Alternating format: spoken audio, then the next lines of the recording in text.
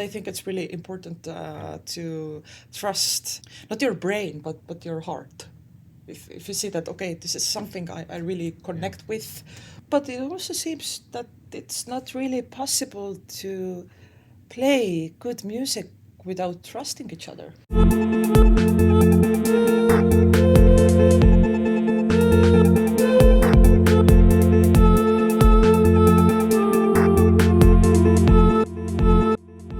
Hello, and welcome to EstoCast. In each episode of EstoCast, join us as we discuss books, music, art, history, science, and more, and discover Estonian culture in Canada, Estonia, and elsewhere. I'm your host, Vincent Detsov, and in this episode of EstoCast, we're gathered together at Tartu College in downtown Toronto at the conclusion of the 2023 edition of Estonian Music Week. It's been a super fun and eventful festival, the 5th anniversary festival in fact, and a wide variety of accomplished, expressive Canadian and Estonian musicians and artists have come together for the occasion. And with that, I'm very happy to introduce listeners and viewers to Kirke Karja, Ludwig Wandinger, and Felix Henkelhausen, the pianist, drummer, and bassist, respectively, who played in Toronto and Hamilton under the banner of Kirke Karja Trio. Tere hommikust. Guten Morgen. How are you feeling? Good. Very good. Morning, we're good, yeah. Yeah. So, I could wax lyrical. I could talk all day long about your compositions and your improvisation and performances. But to begin, I'd like to ask, if each of you could define your feelings about your two festival performances this past week in one word, what word would each of you choose?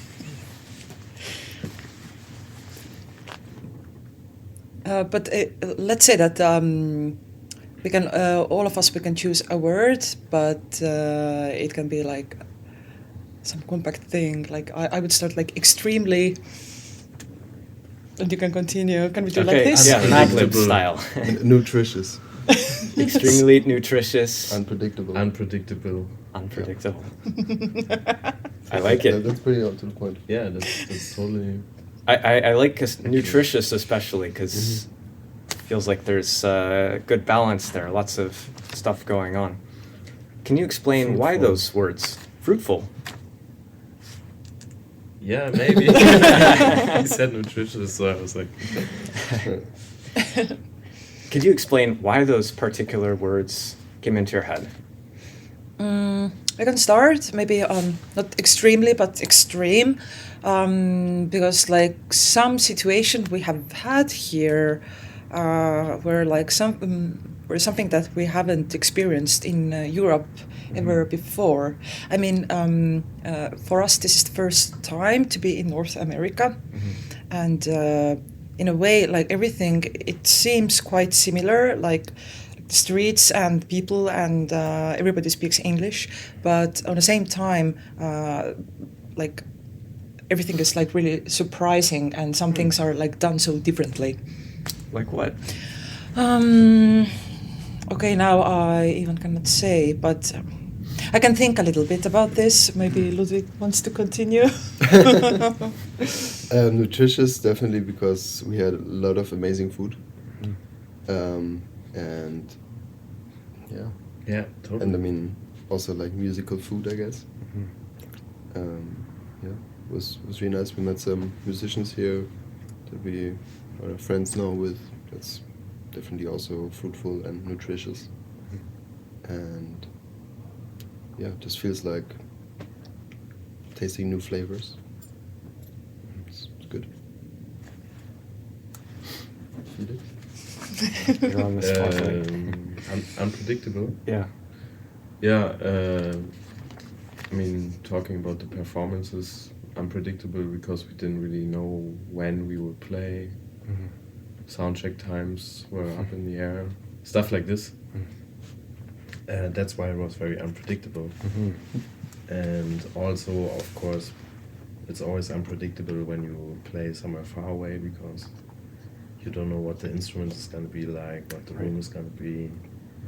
And that influences how you can like play music together. So if the instruments, you know, they present you with certain problems, then you have to do a lot of like problem solving on the spot, let's say. So, and that affects how you improvise even on the instrument, or how you use it sonically, because certain things might not work that you're used to, and then you have to find a way to maybe even use the things that are fucked up about the instrument as an advantage to you, to your own advantage. So if something is ringing, or like a note sounds like shit on the instrument, which happens a lot, obviously, with rented instruments and all this stuff, then you can even like,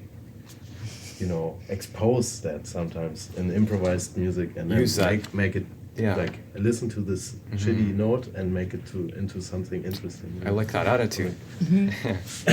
So that's why it's super unpredictable. And then I'm a guest in this trio.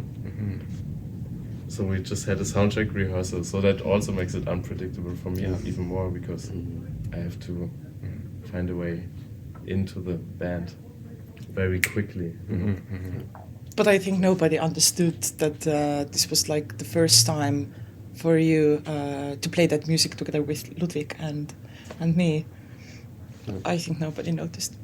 It's a good point about the instruments, you know, piano, drums, upright bass. Those are things that are very difficult, maybe even impossible to, you know, put on a plane.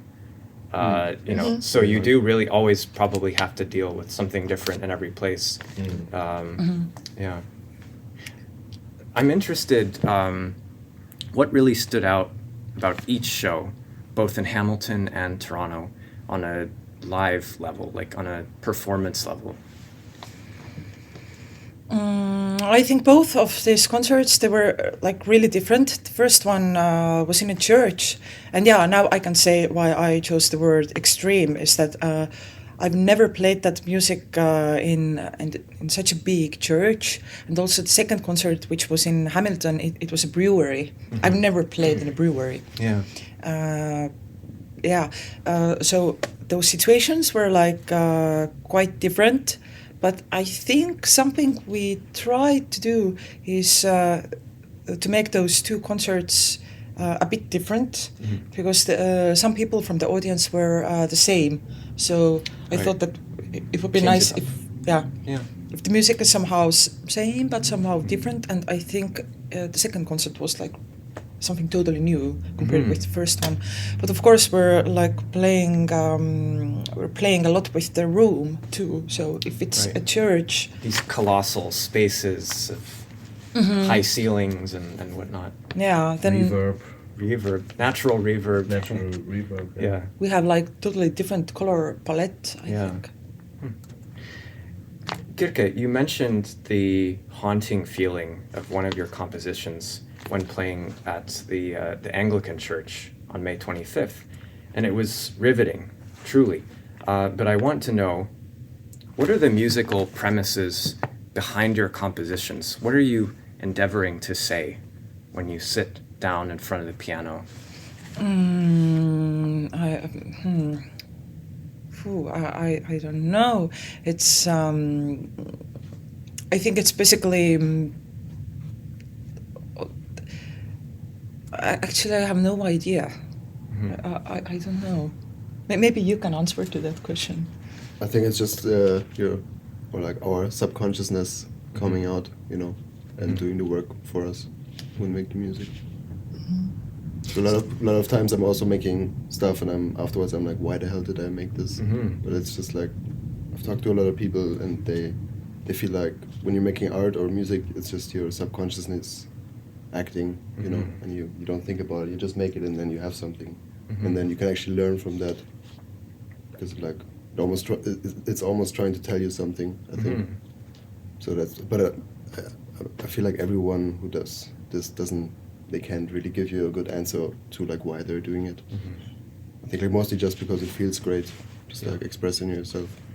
and I believe that there are no wrong choices, because let's say sometimes we record our concerts and sometimes I listen to them, and something seems that, okay, why did I play something like this there? It doesn't fit at all. But I try to say to myself that it was a right decision to do something like this, because on that moment I felt that I have to do this. Yeah. So it must be right, even if later... Compulsion, like there's something pulling you in that direction. Yeah, just I think it's really important to trust everything, that okay, now I'm gonna do something like this, and I trust my bandmates, and I know that something nice will come out of this. Trusting the situation. Does that feel, Felix, does that feel challenging then when you're relatively new to this trio? Does it feel like you have to work more for that intuition or communication? I really didn't feel like this, I have to say.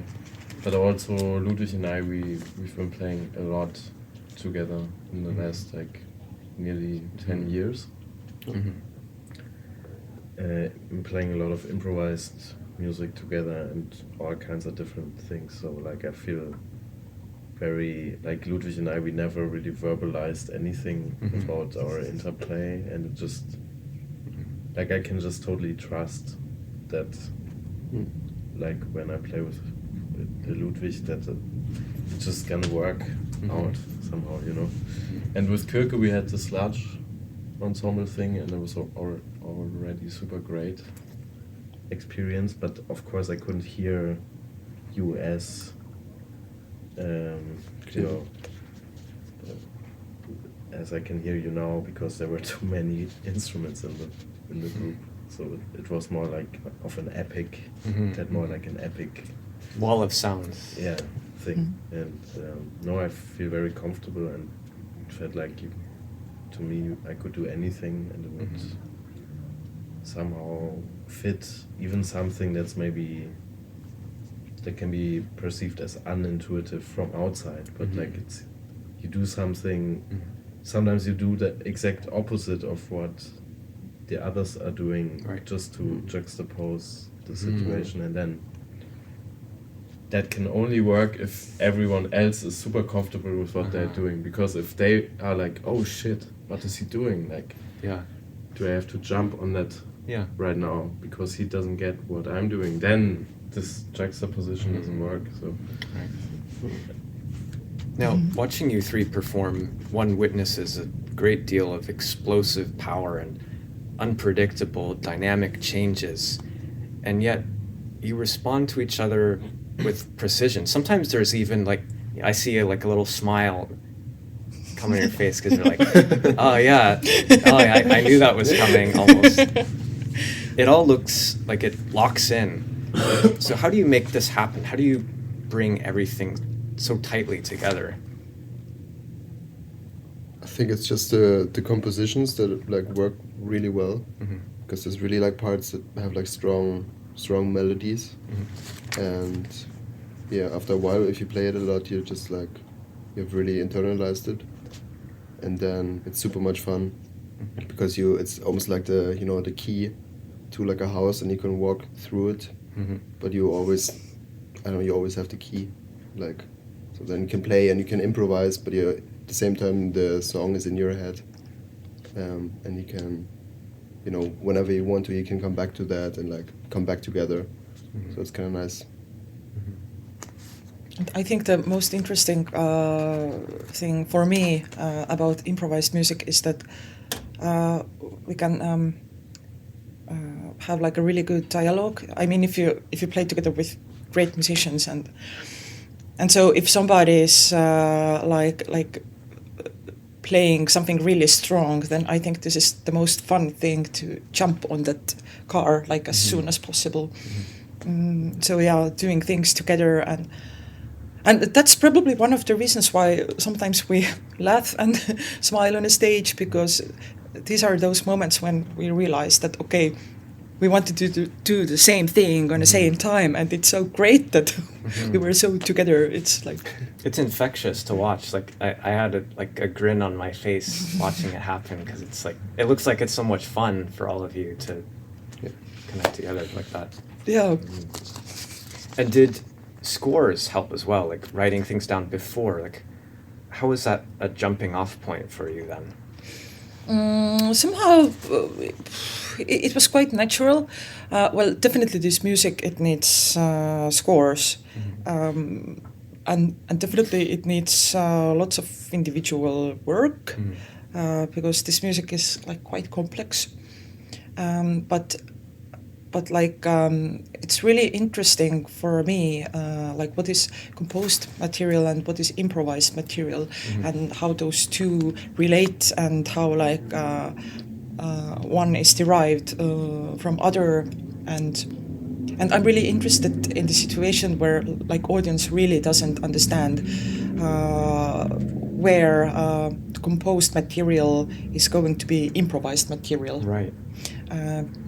Because I think at least this music that we were playing here, it doesn't have to be like this, that there's like a theme, improvisation, Right. a theme, coda.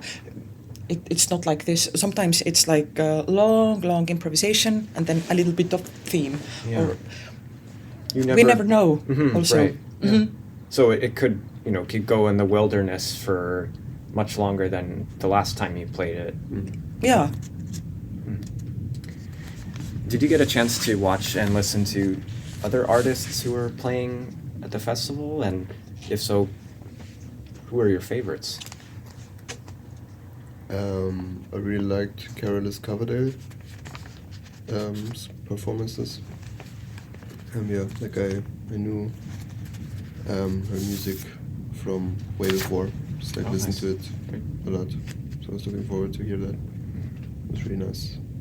And also Lee's Ring was really nice. Oh, and yesterday, what were they called? Heirlooms and something. This duo.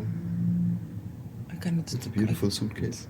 Yeah, I cannot remember their name. Yeah, me neither. But they were great too. I think they're called something with heirlooms or something. Or Tragedy and Tragedy and, yeah. was it? Maybe? Ah, Yeah. right. Yeah. Mhm. Yeah, that was cool. Tragedy and heirlooms. Very nice. For me, a big discovery was Maria Minerva. I knew her. She's like quite well known in Estonia, but I never had a chance to see her or spend time together with her. Like, really cool girl. It's good. Like, it's kind of odd almost how, like, it takes being far away to, like, be with someone who's rather close, like in Estonia, right? Like, Yeah. something about being in Canada brings people together, I guess. And the funniest thing, well, I have a country house in South Estonia, and then we were talking about this with Maria Minerva, and she's also spending lots of time in that really tiny village in the middle of nowhere because of some members of her family are from there. So There's like, maybe a family or regional connection, maybe. yeah. Yeah. And now we're meeting here in Toronto. Toronto, of all places, yeah. So you're staying here in Canada for 2 weeks, I believe, right? Altogether. Altogether, yeah. And it's been your first time across the Atlantic, Ludwig. No, not for me. But Not for mine. Felix. Yes. Okay. Yeah, we were talking about that before at the launch party. What has that been like? What's your experience this first time here in North America? I mean, it's kind of what I expected somehow, but I've how can I put this? Yeah, I mean it's a really cool city. I really enjoy being here. Didn't expect it to be so appealing to me. Like, I mean, I thought it would be great, but I really liked it so far. But I think also because we were just hanging out all the time was really cool. Yeah. What's interesting for me, this is like the first year I'm getting to see this side of the planet. Also, I'm going to New York in September, so it's just interesting because I think in Europe we are always like you know, there's so much pop culture that comes from the Right. States and that comes from, I mean, it's kind of like, I don't want to say Canada and the States are the same thing, but let's say the umbrella of the cultural umbrella might be similar, right? Like in Yeah. terms of also course. historic Historic connections. connections Yeah. and you know what happened and all this stuff. So, Mhm. I mean, just we have such a wave of pop culture in Europe that comes from the States, and it's just fun to see it in real life, you know, because Yeah. if you think about it, like what we get through all this and like all the movies that exist and stuff, there's no place on earth that you can get such an insight into from not being there. Right. And I think the States, and maybe that includes Canada as well, might Yeah. be like you get such a like detailed. It's very vocal and loud. Yeah, but you just I'm just saying like you will never get an insight such as that about Russia or about China or about any other place on the planet through pop culture. That's totally unique. So you can watch hundreds of movies Yeah. and you can with each movie like it should be a bit of a critical movie. If it's too Hollywood, it's not going to teach you anything, but it's also going to teach you a little bit about the culture. But it's just interesting how like this window is there just for this is our culture and then to be here it's interesting for me, and of course for other reasons, being a musician, playing with American musicians and finally getting to see where they all come from, because it's a great experience. Well said. Very well said. Yeah. Thank you. I think linguistically too, like, you know, there's so much media, movies, music, television coming from Canada and US that you kind of almost can't help but like be exposed to it. It's kind of weird in that way if you think about it, but maybe positive too, right? Like, because there's so much to be said about this place where everyone comes together. Yeah, but it's also kind of a cultural like monopoly in a certain way. Right. Like it's really hard to get such an insight on any other place in the world through pop. That's all I'm saying. That's you know, be it music or movies or art or anything. And of course, a lot of great stuff comes from here. That's also a reason, but there are also other reasons for that. Yeah, absolutely. I was speaking a bit with you at the launch party, and the conversation drifted to sandwiches somehow. The banh mi on Spadina Avenue and the Medianoches at La Cubana in Ossington. And it brings up a topic that I think a lot of fans of music wonder about after a concert. That is, before and after performing, how do you make the most of a tour? Oh, like I think we really spoiled each other, like not each other, but like we spoiled ourselves as far as possible, or like as much as possible.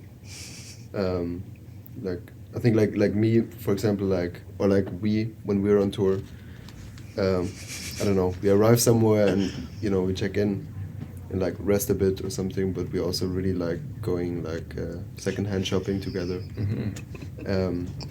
We do that a lot, and we're really into just like finding nice food. So like this time, like Felix just had this like actually like chef koch, like cook in his mind that he was like reading about and like watching videos of, and so we're just like going into all those restaurants that Felix knows that are here.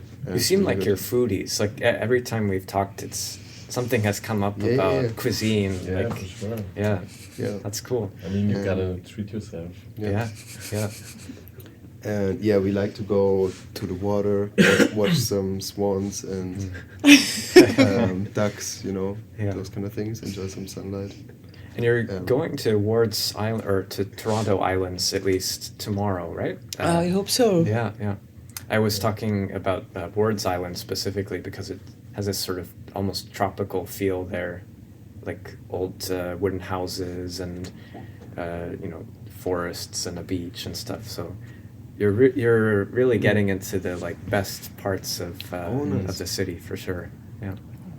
Ward's Island. Ward's Island. Ward's? Yeah. Okay. Yeah. There's a ferry that goes to the center island, and then another place called Hanlands Point, and then there's Ward's Island, which is my personal favorite at least. But, Nice. Yeah, yeah. Are there any bears? Bears? Yeah, on that island? No, certainly not. Okay, good to know. Yeah, yeah, yeah. I'm Well, paranoid. then we won't go. We want to see the bears. Yeah. Another thing that became apparent when we were talking is your love for improvisation. At one point, you had asked where one could find quality improvised music in Toronto.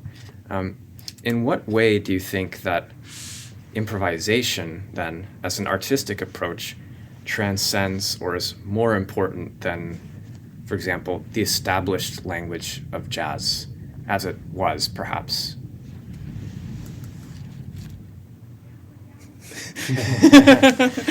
That's a very It's a dense, lot of dense question. complexity in Yeah. that topic. Because, like, for instance, I mentioned the Rex, which is one very, very well-known venue in Toronto, and I mentioned how they had, traditional jazz. There's like hard bebop playing there some nights, and then sometimes it's blues, right? Or sometimes there's R&B, and all of these genres could potentially have moments where they're improvising it. Do you say, from all those three genres, do you think that you draw elements of that in your own music from the stuff you're listening to? I mean, of course, you also studied jazz, right? Yeah, I did. I mean, we studied that, and of course, there's like so much. We've been influenced by this so much. We all took like this vocabulary by other people, But I mean, I don't know. Like for me, there was like one point at some like 4 years ago or something where I was really like. I mean, I don't know, like trying. I felt like I was in this like jazz bubble. Right. And I felt also like very on the drums. I felt really like in this like. A friend of mine once said it's like a cage of heroes. So you're playing all those things but it all like kind of belongs to someone else because like you've learned it from, I don't know, Tony Williams or someone else. And so then I felt very frustrated on the drums. And like just started doing other things like producing music, which I do a lot now. And somehow like try to get back to making music for myself and expressing myself without having any like kind of like bigger picture above me, which like having studied jazz, it's a big like thing, like The legacy of everything yeah, before. there's this whole like baggage to it in a way. That's exactly what I was getting at. Like, Yeah. are there things that you're tired of about jazz? Yeah, definitely. I mean, I'm not considering myself like a jazz musician at all. Like, just a musician, I think. And yeah, like I think it's super important to like see those kind of like if because like music is such a like holy thing for me. Like it's always like really difficult to double check every time you make music, like why you make it and if you're comfortable making it and if you're in it for the right reasons and all those things. Yeah. Because like for me it took like 4 years or something, like kind of like trying to get out of that bubble and seeing everything else. And now like I have a way better like relationship to playing the drums again. Like it feels like super fresh and More free. yeah. And I played like one show and then afterwards like asked me, what's your background? And I was like, blah blah blah. I studied jazz in Berlin, and it was Jasper actually, and he was like, oh, what, you studied? Like you studied drums? Like, oh wow, like I didn't hear that at all. Like I didn't hear any jazz vocabulary. It's like, And I was like, oh, thank you. It's like I just played like a little kid, like having fun on the drums, I think, and that's like more what I want to do. Because I started like playing drums with like rock bands, and like it was like playing drums is really liberating experience for me, and like I want to have to give energy and like attitude and all those things, and like through and like jazz music is that for me. But also there's this other like thing, you study jazz and then all of a sudden you're not allowed to play loud anymore, and like you end up in those weird places and everyone like use brushes, not sticks. Professors are around you trying to like shape you into this like perfect thing that's completely ununique sometimes. Like I feel like there's just like a lot of like copies of other people coming out of jazz schools, and they're really proud about it, which is weird, because like jazz is so much about doing your own thing and like developing your own sound and like and actually not copying others. But like so there's a lot of things that like bother me about this, for sure. I'm on the same boat with you. It's so weird. Sorry, was I interrupting or? No. It's so weird to think that maybe like 6 or 7 years ago, I was like playing like traditional or like bebop music like every Tuesday at an Estonian jazz club called Philly Joe's, like one set before the jam session, and we had a really good band, like some horn players who were like super into bebop, and I was doing this, and it was like really cool. But if I should, I don't know, improvise over a chord progression, I don't know if I would want to do it. Like it was really fun to learn this and try to understand this, but also I just cannot define myself as a jazz musician anymore. Well, of course we play at jazz festivals, but in a way, of course, the scenes are different everywhere. But personally, what I find a bit annoying about the jazz scene in Estonia is that there are like lots of jazz policemen, men, I have to say, who, we are getting to this, but I just cannot avoid also that topic, like middle-aged white hetero man. Okay, and so some of those people who were like my teachers, and who also said that, you have to do things like this. Your own composition, kind of boring, but check out that Duke Ellington stuff. No, I mean, I love Duke Ellington, but in a way, I started to hate this, that why I cannot do things the way I want to. Right. Because Duke Ellington did things the way he wanted to. Why I have to copy him? Yeah. Why cannot? Can't you be yourself? Yeah, I want to be myself. So, and maybe this was the reason why I started to push like jazz music away from myself. Right. Yeah. And so sad, because like we all love jazz music so much, but like through studying it really gets this like weird aftertaste, and like after studying, like it took me a while to like get rid of that aftertaste again. Yeah. Like. And to feel like happy about listening to it. Yeah, and not just like have all this like bullshit you got baggage. Yeah. Behind you. Yeah. Kirke, you're Estonian, of course. Ludwig and Felix, you're from Germany. You're both Berliners. We chose Berlin, yeah. You chose Berlin. Berlin chose Berlin you. chose you. We're not born there, both of us. But can you tell the story then of how you all met and started to perform together? Maybe we can start from the beginning, how you met, then how I and Felix met, and then how I and Ludwig met. I think this is the correct order. Okay. We met? Yes. We met in Berlin, I guess. No, we actually met in Cologne. For we both did auditions in Cologne and Berlin. And then I think we both went to Berlin. It's like a really hard decision for me where to go, but like I'm very happy I went to Berlin. We just met at the school and like I think kicked it off quite fast. Yeah. Then it was, I remember in the winter of 2018, I went to Berlin just for fun and to see some concerts. I was actually wearing the same blouse on that evening when we met. Oh, wow. Yeah, I remember that. And and it was at one really nice venue, Donau 150. 115, yeah. Yeah, that's also the address of the venue. Really nice small jazz club, and I knew like Felix because we have some mutual friends, and I heard like lots of stories that I really liked about Felix. I remember somebody said that this guy just really cannot like stand any bullshit, and I was like, yeah, okay, I already like him. And then I think we were just like shaking hands and saying, oh, I'm Kirke, I'm Felix, nice, okay, ciao. And Playing it cool. yeah, and that was the end of conversation. Yeah. And then half a year later, we met with Ludwig also at the same place. Ludwig had a wonderful concert there, as Felix did in the end of 2018.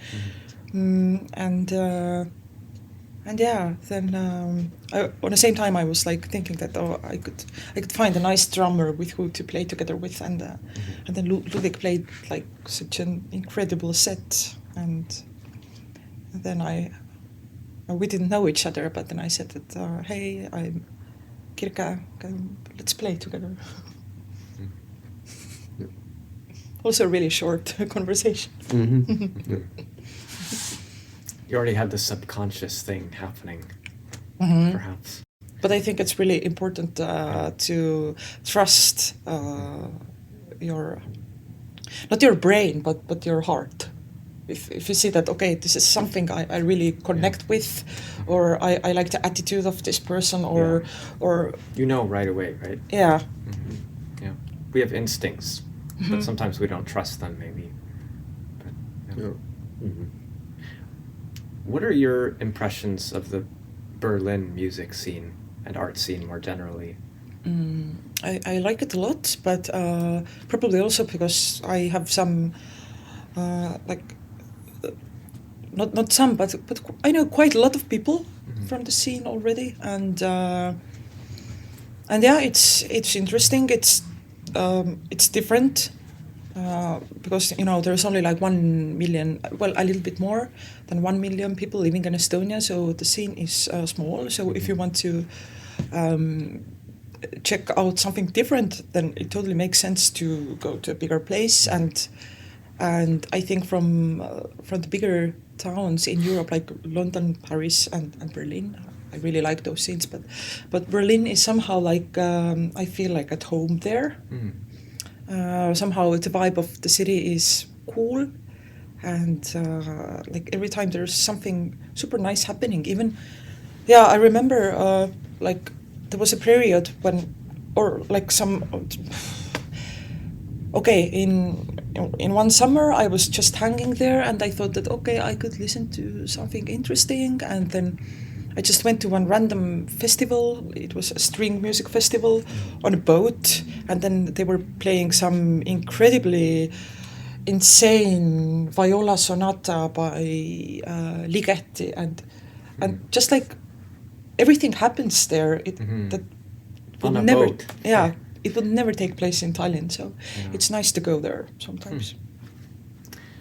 I am reminded of when I visited Berlin in 2014. There was quite a bit of curiosity about what Estonia or Estland was all about. Whenever I mentioned it, I mean, it's not so far away geographically, but there's still some mystery about the country, I suppose. What have been your perspectives on Estonia in exchange? I mean, I've been to Tallinn 4 times now. Even more, maybe. I think 4 or 5 times.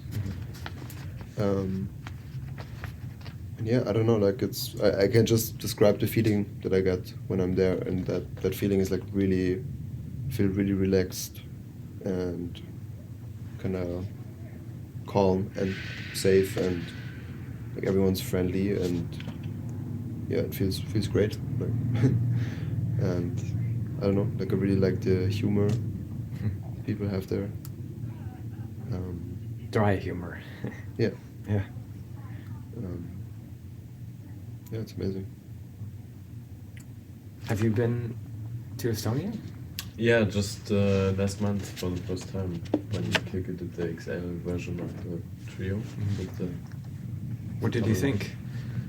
I really liked it. I mean, I've been to, let's say, the Baltics before, but I've never been to Estonia before. So I've been to Lithuania and I've been to Finland also. I mean, that's not really the Baltics, but it's very close to Estonia. So I really like it. I think maybe also yesterday we were talking about it with Kirke, but just like language-wise, it's just interesting because it doesn't have to. Or I was talking with Lise about this. I think because like your language stems from a totally different thing than what most like European languages stem from.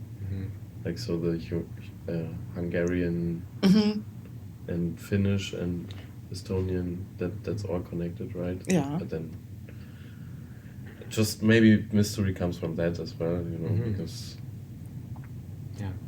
it's not Indo-European, so exactly so many words are unfamiliar. It feels like something completely different. And when I'm in Finland, and also I felt that in Estland, I felt like the humor is totally different. The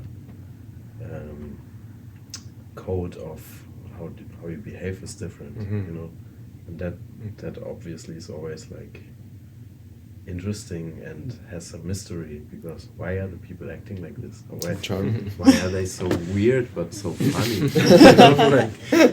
Like weird is like totally subjective, right? Right. But Weird is and great. then you get into the groove of that, and then you're like, wow, I really like these type of people, you know. So I had a great time there. Unfortunately, I didn't see much, but hopefully soon we'll be there again. Yeah, come back. And I really liked some of your fans also that were here. Like, it was just like, like cool people. So, yeah. Okay, coming back to an earlier point in your career, you were once a student of Kristjan Randalu, who has played at Estonian Music Week as well. And you were at the Estonian Academy of Music and Theatre. What did you bring out of that mentorship to the present day?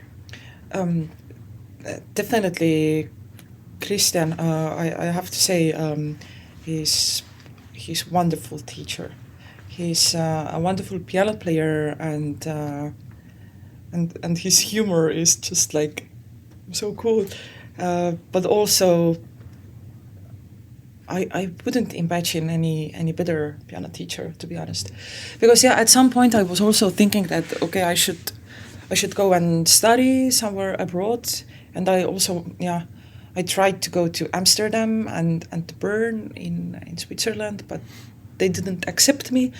But I wasn't like really sad about this, because I knew that okay, in Tallinn I will have like Kristjan, and I will get like lots of inspiration and support from him. He demands really a lot from himself and from the students too.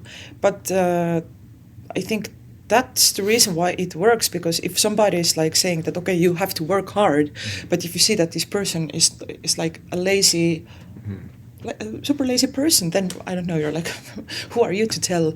But if Kristjan is saying that okay, work on this, and you know that he's also like he has been practicing a lot, and he's focusing so much, so then you know that okay, this is something I also have to do if I wanna be a really good pianist.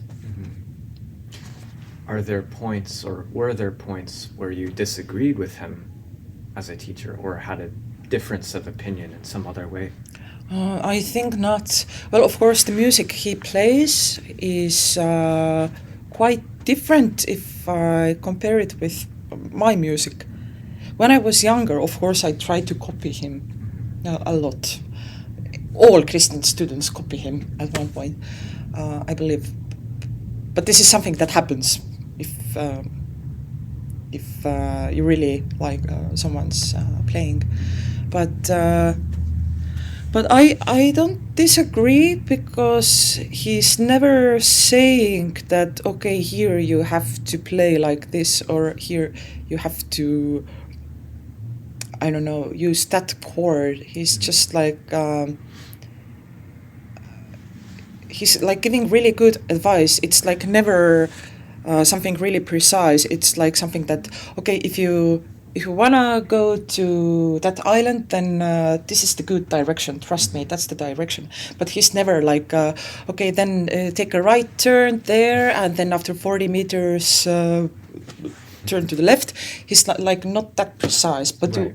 you always can trust him.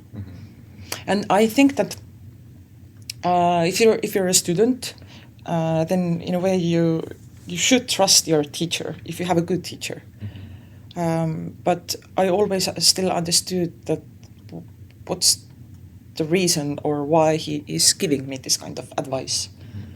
But Trust seems to be a word that comes up a lot when you Yeah, it three does. talk about music. There's something about faith or trust and belief that things will go a certain way, or that people are a certain way. yeah, but it also seems that it's not really possible to play good music without trusting each other. Or like, Yeah, also, or without being like somehow connected. You know, ideally being really good friends. Like, Yeah. I mean, all the projects I'm in now, like, it's only like I really like everyone in those projects, and like, I just like over the years I just like try to get out of projects where I'm not like feeling connected. Right. Because it's just at the end of the day you're also just like hanging out so much. Yeah, I mean, yeah. now we're here for 2 weeks Yeah. almost, and like, you know, like that's basically what you do. So like, it would be a weird thing to have a project where you don't Yeah. vibe, and then you end up spending a lot of time together. There's only so much time in the day in your life, so Exactly. you have to spend it. Yeah, with the- definitely. Spend it wisely. Yeah. I'd like to talk briefly about technique and physicality on your instruments. Felix, I read that you started your musical life on piano and cello before picking up the double bass. And I was also intrigued by the sometimes percussive style of playing that you achieve on the bass. When you're muting the strings and laying down these rhythms with your fingers. Can you share some unique aspects of playing the acoustic double bass, such as that percussive style, that are unlike other instruments?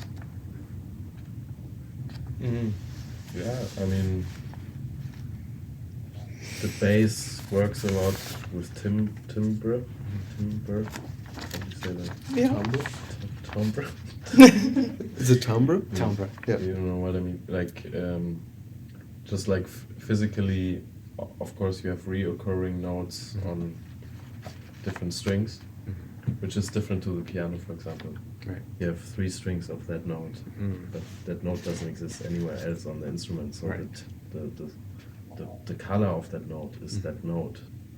But like, I have 4 E's in the same octave, but on 4 strings.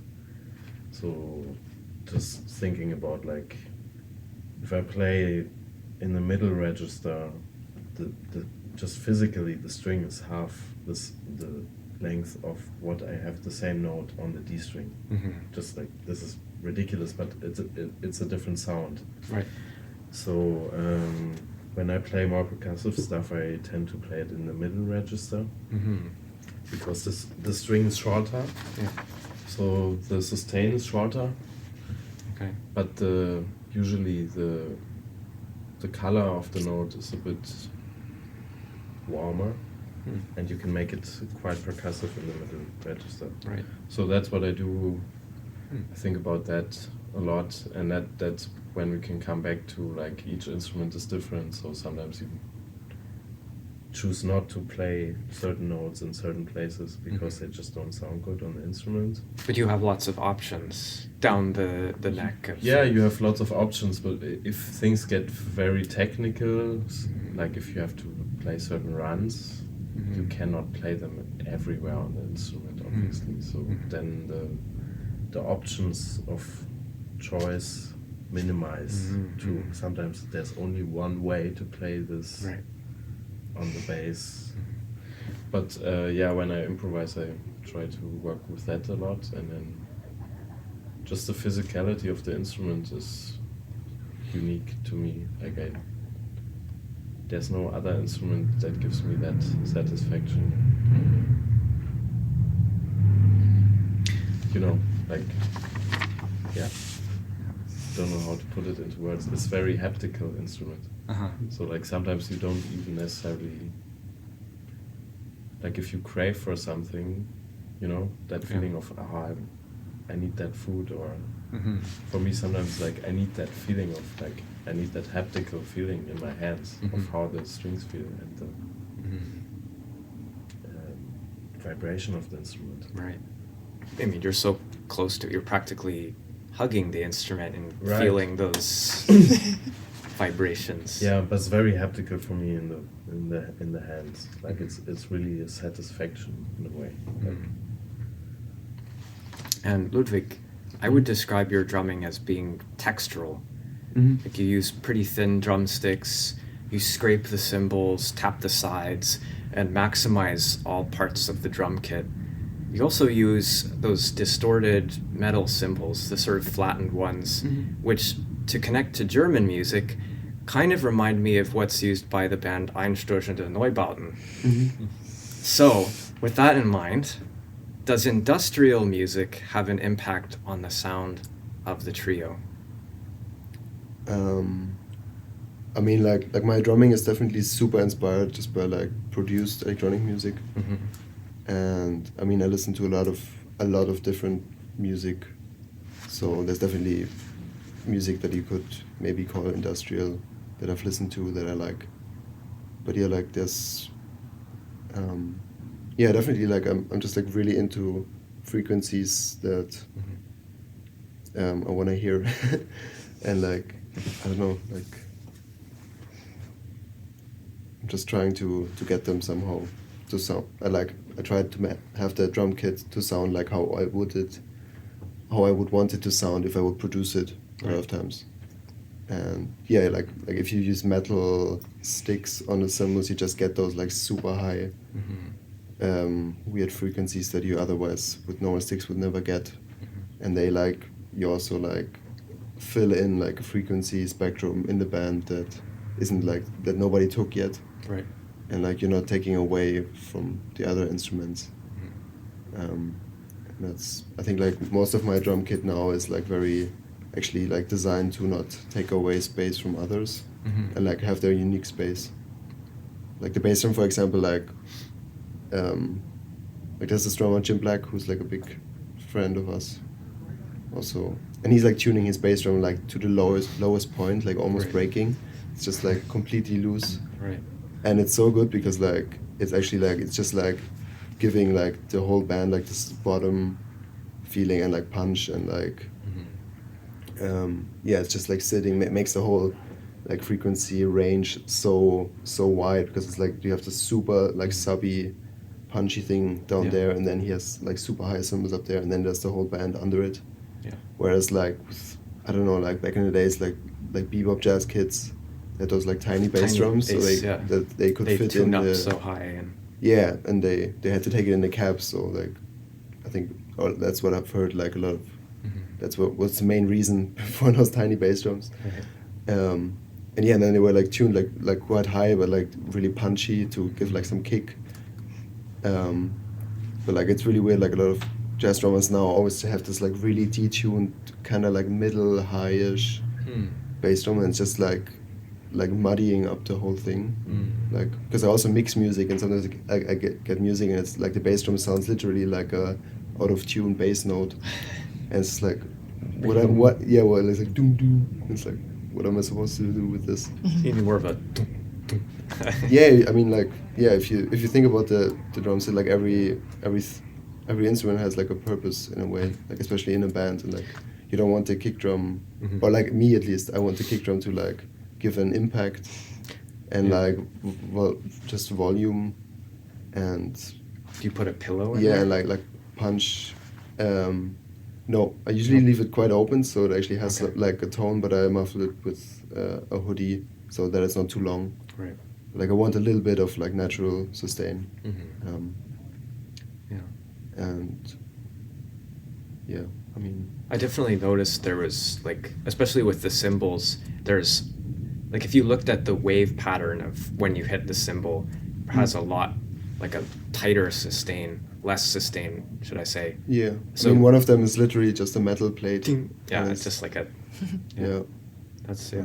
It was really interesting to hear that, and now that you say, you know, you're trying to not impose too much over the other instruments, it makes a lot of sense. Yeah. you know? Yeah, I mean, I also tend to, like, I mean, I'm just a drummer who, like, loves to have, like, a lot of dynamic range. So, Mhm. I mean, I really love playing quiet as well, but I also like, you know, just, like, going for it and, like, smashing cymbals. Yeah. Because it's just, yeah, what gives me the most, or a lot of joy. And, like, I think it's important. Because it's such a, like, the instrument really calls for it. And, like, I think Mhm. everyone went to like a rock show in their Yeah. life at some point and was just like fascinated by like a Yeah. drama giving everything. Like it's just this super primal, beautiful Mhm. thing. And yeah, but like it's a good, yeah, somehow I have like cymbals that are, I try to not, yeah, which aren't like too loud so that I can actually go like nuts on them sometimes and they're not like crazy loud. Yeah. In 2014, Kirke, you won the Young Jazz Talent Award given by the Estonian Jazz Union and Jazzcar. Then in 2021, you won the Gaslini Award given to the best jazz talent of the future. How would you like the music of the future then to change if you could influence it in any way?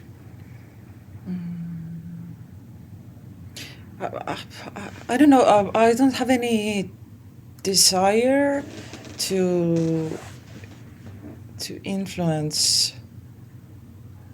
such a big part of art or life. I think if everybody are just doing what they think is good and what they want to do, then it's fine. Some years ago, I remember I gave one interview and I remember I said something like this, that there should be more music that's done with passion, or I don't know. But now I think it doesn't make sense because everybody are doing the best they can, and if people are enjoying this, listening to it, and creating this, then who am I to say how it should be done? If somebody's asking me, hey, Kirke, can you check out this composition or that record, or what do you think, or how could I make it better? Yeah, then I would pay attention to it and see what this is about, but I kind of like that there's lots of arts and music around me that I even don't like, maybe. But if somebody else enjoys this, then it's cool. So alternatively, in which direction do you see young musicians are bringing music, particularly improvised music? Where do you see it going in the future? Young people like younger than us, you mean? Or our Young- generation? I give that word loosely. Mm-hmm. It could be anything.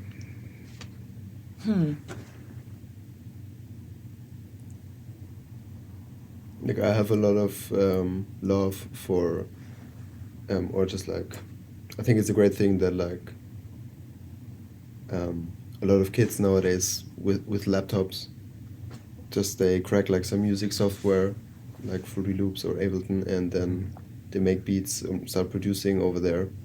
And there's like a big trend of like kids or like teenagers being like really into sound design. Yeah.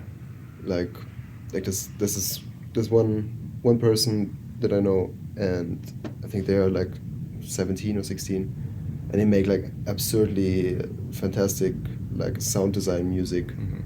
And it's just like those crazy, super experimental clanging sounds, and like that really sounds like improv, because it's like they write like a patch that's like super complicated, but then they play it live in order to like present it, and it sounds like super amazing to me.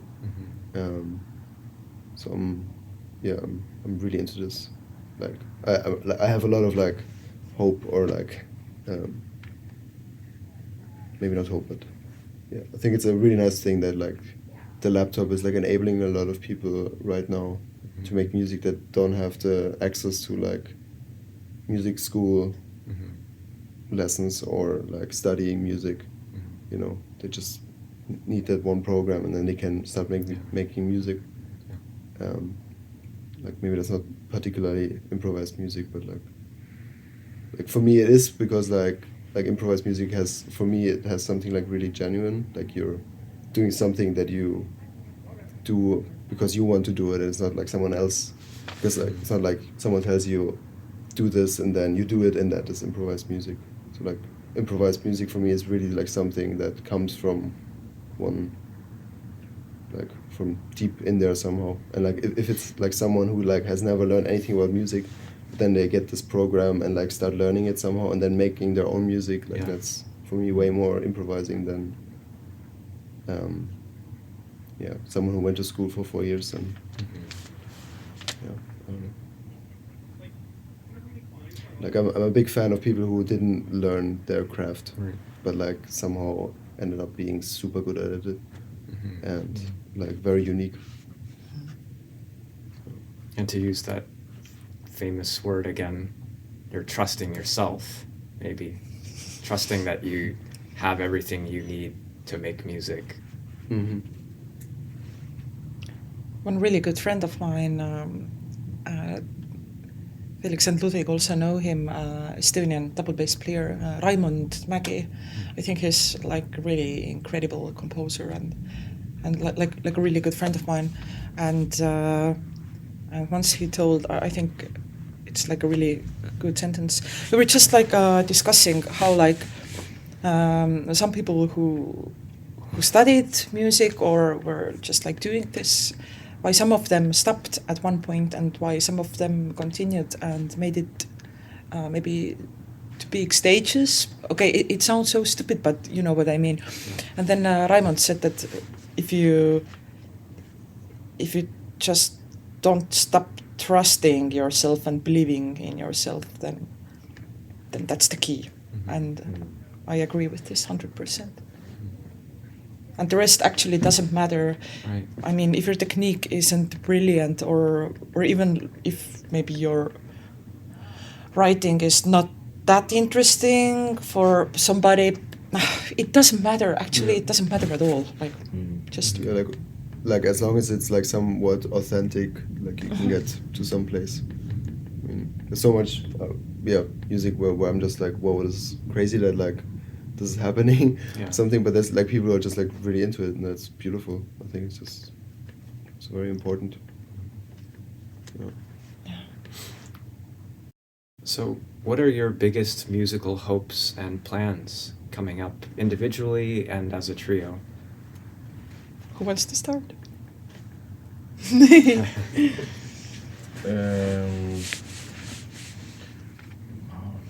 That's a complex question also for me.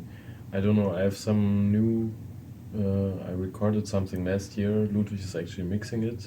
I'm really excited for it to come out. Because it's like a bigger ensemble, and I like the orchestration of the band and the musicians that are involved. And You have a quintet, right? I have a quintet, but I also, this record that I recorded last year is a bigger ensemble with different musicians. And then I just, like 2 weeks before, I made a new record with the quintet. It was like a tour and a live recording.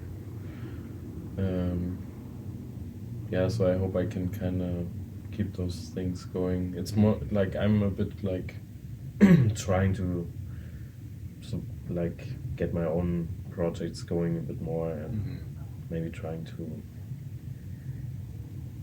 get out of some sideman things that I'm still doing. But I don't know, I'm very open at the moment. Also, I would love to play more improvised music again, because I'm in a lot of bands, but I like this, like, improvising with people that you don't know necessarily, or playing all these like guerrilla concerts, you know, like you know, here in this hole and this really punk way of, like, I mean, that's what Ludwig and I did. We had a series for a couple of years, like just each month, like in the fucking broken down place that we loved. They tore it down now, but play improvised music, and for me, I like to keep it in a way at the source of. This is not like something crazy fancy or anything. Like, that's what I like. To try to keep that alive for myself, and I don't know, maybe live somewhere else for a while, see a different scene, or, you know.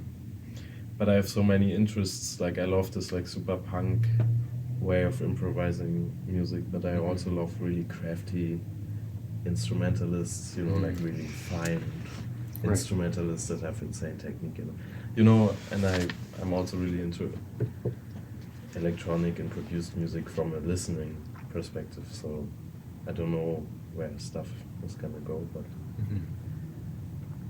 it's definitely never gonna be just one thing for me. It's nutritious. It's nutritious, lubricious. And the trio has an album coming out soon? Yeah, second one, yeah. Second album. Yeah. We recorded it in Budapest and under one really good label, BMC Records. It will be released, I think it was in the beginning of next year. Okay. So we'll put that in the description below the episode for sure, so everyone can. I guess there'll be a pre-order maybe, or just yeah. That's always good to have that in, so people are reminded when it comes out. Yeah. I want to check that out. Yeah, of course. Kirke, Felix, Ludwig, I'd like to extend a hearty thank you to you three before we end today for performing at Estonian Music Week this year, and I wish you many more successful shows here in North America and elsewhere. Suur tänu. Thank you so much. Thank you so much. Dankeschön. Vielen Dank. Thank you. Thank you for listening to this episode of EstoCast, brought to you by Vemu, Estonian Museum Canada, its project Estonian Music Week, and Estonian Life newspaper. For more content like it, be sure to follow us on your chosen streaming platform. Also subscribe to Eesti Estonian Life newspaper at eestielu.ca for the latest in Estonian news, events, culture, science, lifestyle topics, and more in Estonian and English. That's eestielu.ca. Until next time.